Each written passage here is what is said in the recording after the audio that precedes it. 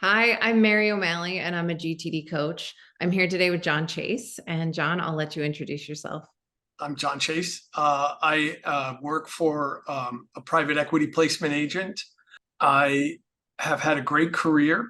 It began, oddly enough, in Ukraine while I was getting my MBA, progressed to being an equity analyst.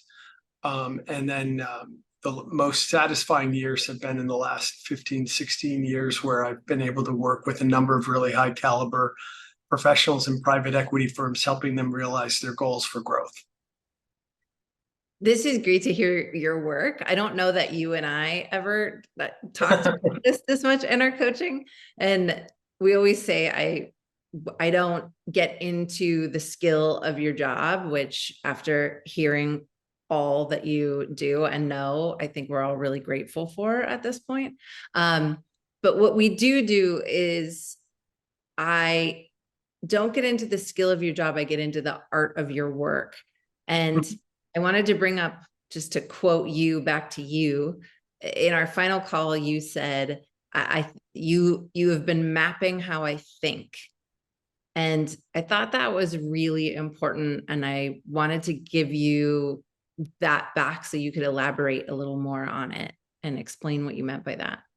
Yeah, the art of the work is also a great and, in my mind, very powerful and resonant phrase. But you know, this is not my first interaction with GDD, as you may or may not be aware.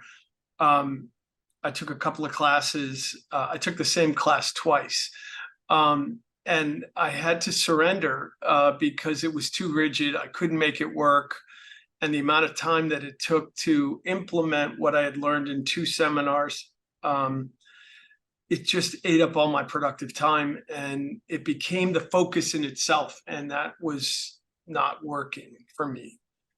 But I remember specifically talking about, the folders that we created and where to put things so that I knew where they were, the nature of the activity that they each required, and to a certain degree, even the level of priority, so that I could focus where the focus was. And I could come back to them as I had capacity to focus on them.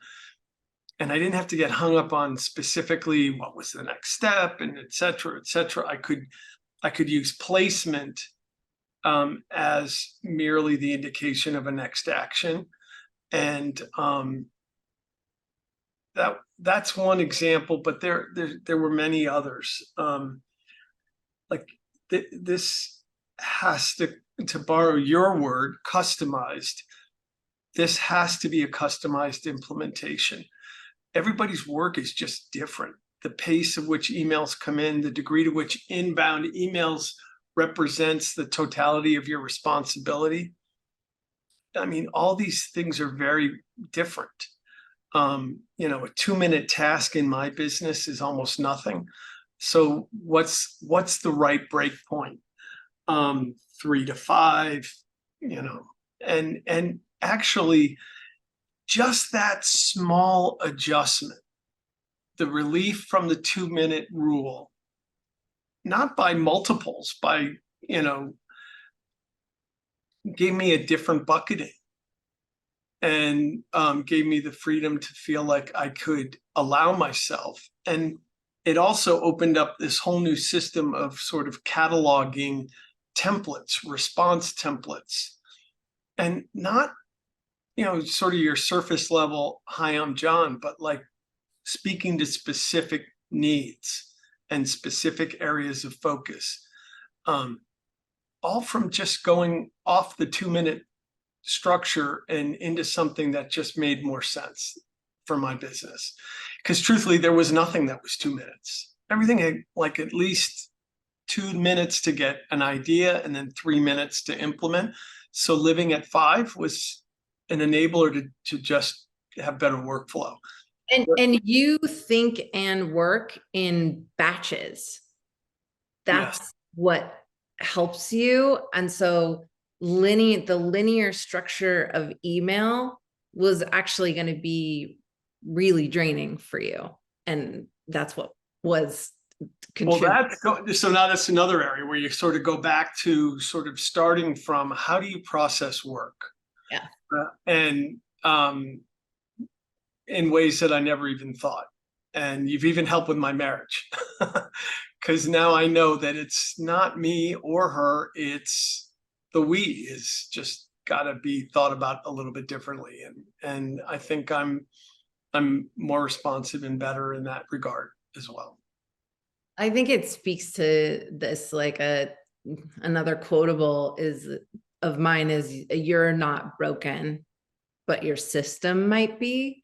And man, it can be painful when you take 2 classes and still don't walk away with what you needed to not do a reflection and have a little bit of, like, not to use a weighted word or charge it in a way that it's not for you, but like to have a little bit of shame around that, like what's wrong with me, or why can't I, or well, there's nothing wrong with you.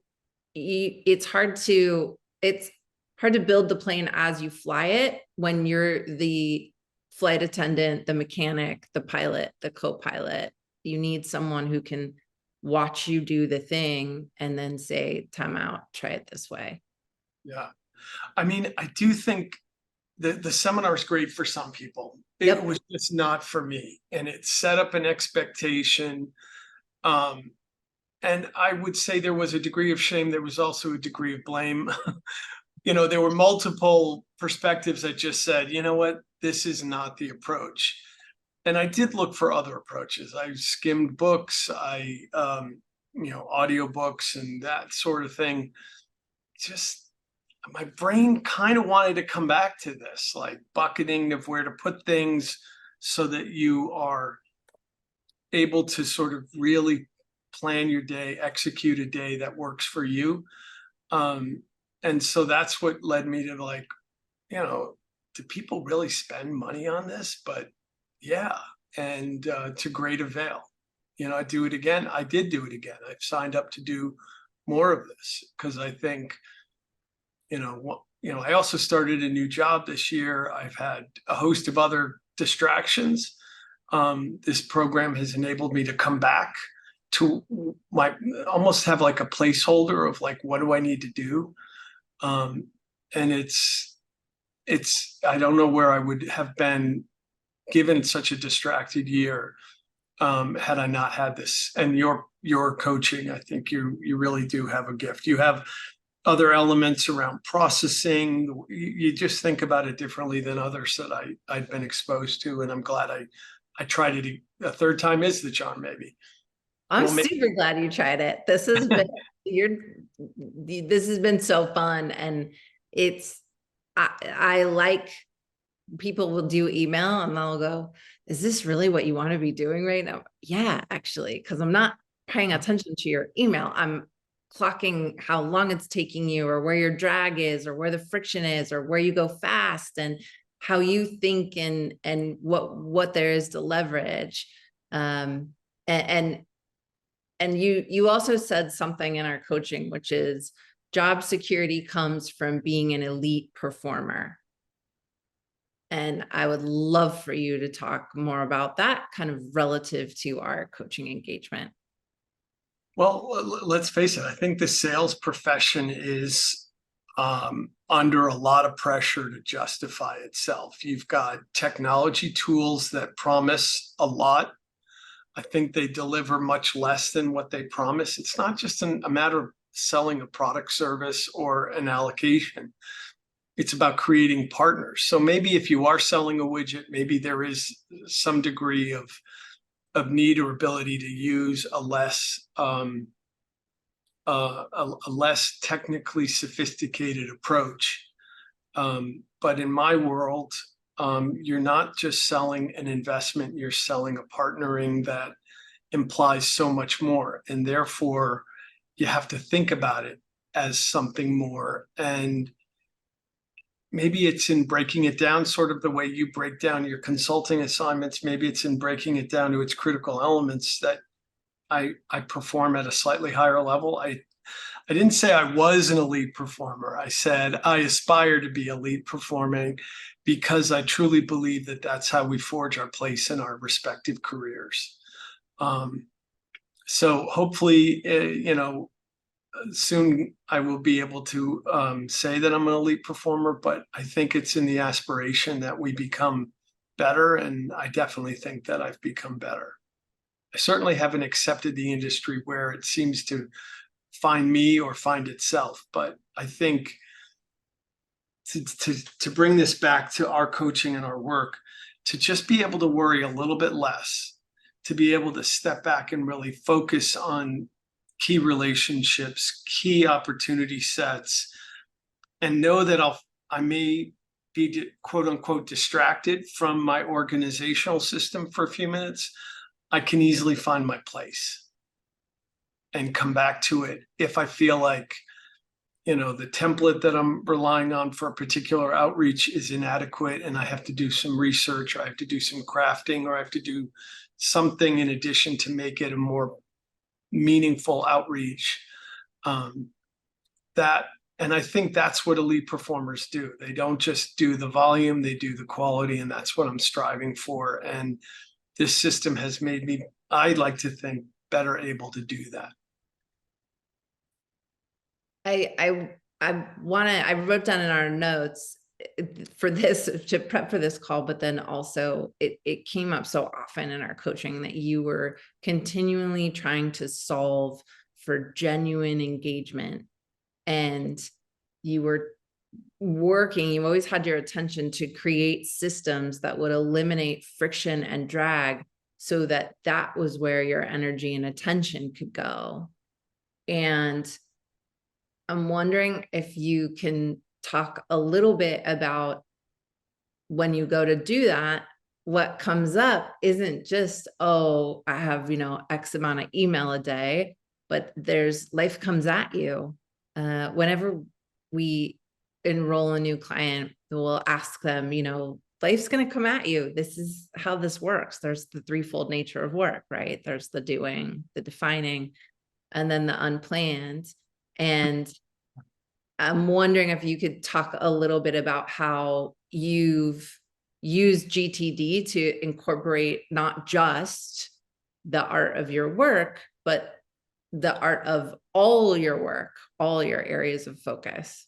What comes to mind is a lot of different things. I mean, not that I put myself in these categories, but like, Tom Brady's elite performance came from his quick release, his ability to see play forming a little earlier than the next guy and to release the football. Wayne Gretzky, as we all knew where the puck was going ahead of time. So that was his super skill.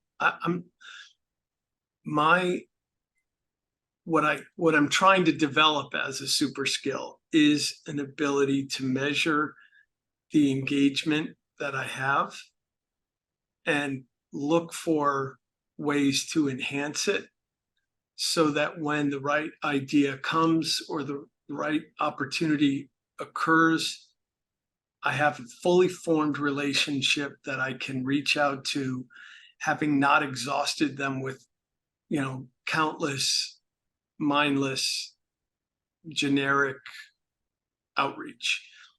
I don't, the worst case scenario is to become spam. But it's not much better to be, smart spam or clever spam or funny spam. It's really important, and you just can't get there unless you're able to create a little bit of separation from your immediate tasks and think, have that mind like water thing that David talks about. And,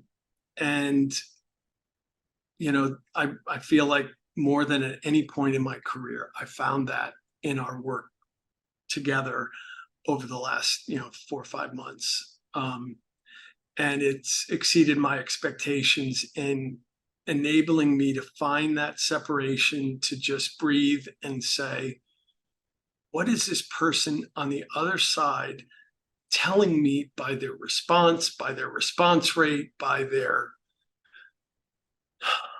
language? Am I a nuisance? Are they glad that I'm in their lives? Am I nothing? Am I something? And how do I enhance the engagement that I think represents elite performance or enables elite performance? But that's not saying that I'm elite yet. I'm still working on it. Well, I think that's what makes you elite, right? I hope so. I Yeah. hope so. And then for those people that are like looking at this for the how of it, your Kairos is that you are dominantly associative thinker, and you are wired to you have a cognitive preference for connecting the dots. And you had said before, like, I can be the guy in the room. I'm good at making the connections. I'm good at having the conversations. And when you are someone who is very grounded in the present, and that is where all of your superpowers come out, can be really hard to create these systems. There's some kind of challenges with that. So we worked on finding a list manager that was going to work for you. And we ended up with kind of a hybrid system in terms of you have a paper list that is your kind of source of truth for the day. And then you have a broader list manager. And I was wondering if you could talk a little bit about that. Yeah, And that. I mean, I think you're referring to this. Yeah. And what sort of happens is, like, on a Monday, I've started doing a fully comprehensive everything that is, it's things that can't be summed up by one task heading. And then I sort of chip away at it on a Monday, I chip away at it on Tuesday, but I'll create a new sheet for every day.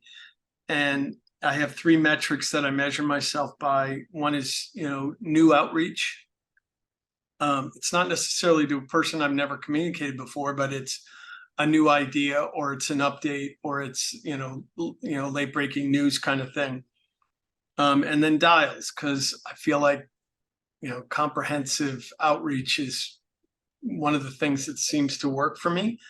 I think just sort of letting people know that I take the email seriously by calling you, and I take the call serious by sending you an email. I'm not just throwing mud up against the wall. And so I have my dials, I have my outreach, and I have my FUPs, follow up. And I kind of try to live in those 4. It's really 3 or 4 quadrants, but I have 2 good outreach projects every day, and I have 15 to 20 dials. Mondays are tough because we have a lot of our internal meetings and stuff, but generally I get through 40% of everything that I've mapped, and then that sets up for a great Tuesday, Wednesday, Thursday, and hopefully by Friday all the orders are rolling in. Not true, but what does start to roll in towards the latter part of the week is, hey, I got your message and I saw your email. Thanks, for reaching out. I think going back to what I was saying about the sales world is, like, sales is sort of single channel or mono channel. And I think part of being a real partner, I'm not just solving to be a salesman, I'm solving to be part of them, and thoughtful, and a source of insight, a source of ideas, a source of diligence. Like, what do you think you know? How can I help you know what you know? And I don't just want to know if you're going to buy my fund, because truthfully, I don't even know if people know when they speak to me for the first time about an idea that they know they're going to invest in the fund. Sometimes, but that's rare. I just want to be a partner in whatever they're trying to figure out. And hopefully once in a while it lands on something that I'm working on and is a good outcome for the clients that I have on our platform. And then how does your digital list manager support or interface or not with your paper? To be fair, what I try to do for the FUP is I go to the Todoist and just say, what's up here that I'm forgetting? Oh, and I also go to my next actions folder. So some of it never leaves the inbox. The Todoist is for other things outside of that. And I kind of look at both and see, what do I really need to prioritize today? And what have I been blowing off that needs to be done? And, you know, it's not perfect yet. That's why we're going to do another 5 or 6 months together. Too bad for you for being good. But, you know, I'm really optimistic. I feel like I'm at a break point where a lot of this stuff is going to come together. And that's why I signed up. I said, I think the next increment could actually be the bigger increment, because now I've gotten a lot of the foundational underway, out of the way. And I just want to echo, I think you have an elite ability. Like, you don't just say, you're not dogmatic. Like, hey, this is how we do it at GTD.